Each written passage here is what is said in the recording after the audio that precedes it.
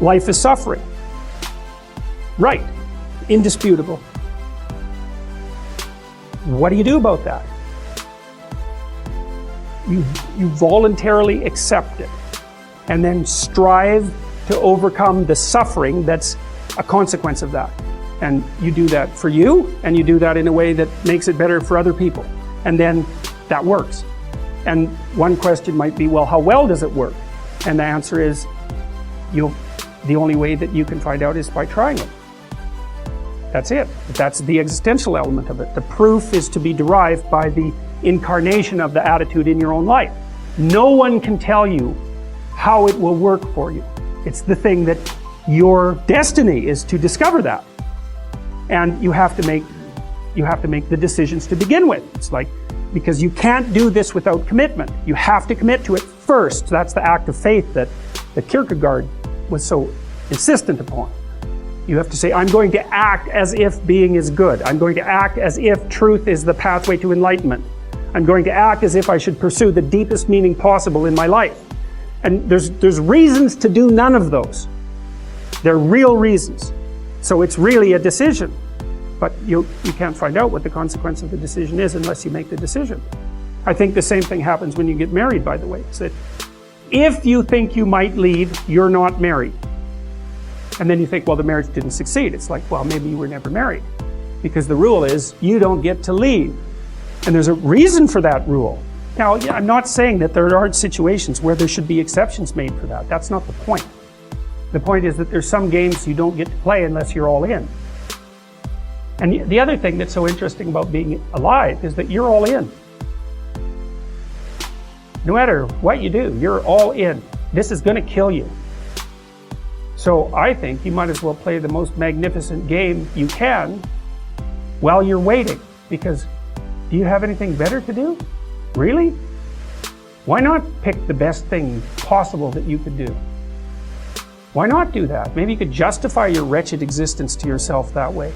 I think you could. That's what it looks like. You know, people find such meaning in the responsibilities they adopt, it stops making them ask questions about what life is for. If you have a newborn child, for example, like unless you're really in a bad way, psychotically depressed, or maybe your personality really needs some retooling, you stop thinking about anything but ensuring that that baby is doing well. And if someone comes along and asks you an existential question about your commitment to that, the right response is, why are you asking me such stupid questions when this is manifesting itself right in front of your eyes? Like, how blind can you be? That isn't a time for questions about the meaning of life. The answer is right in front of you. And if you can't see it, it's not because life has no meaning, it's because you're blind. I mean, that's what the image of the Virgin Mother and the child is all about. It's like, what's the answer to the meaning of life? Here's an answer. It's like, well, I'm going to criticize that. Well, go right ahead. You know, it's like what you're like a what do you call that? A termite gnawing on a temple. There's no utility in that sort of criticism. It's blindness. And it's the same thing with regards to the path of the hero. It's like it glistens in front of you and you can criticize it. It's like, fine, put the cart before the horse and see how far you get.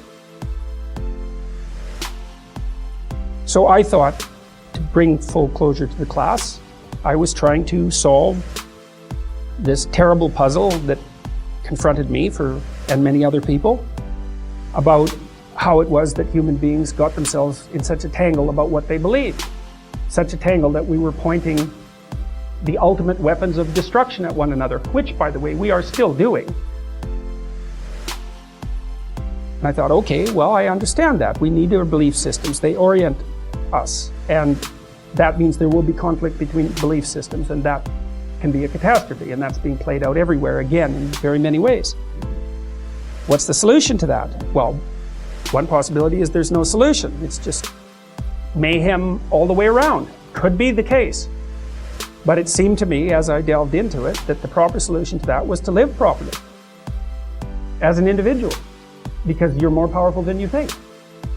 Way more powerful than you think. I mean, God only knows what you are in the final analysis. You're blind to your own weaknesses, but you're also blind to your own strengths.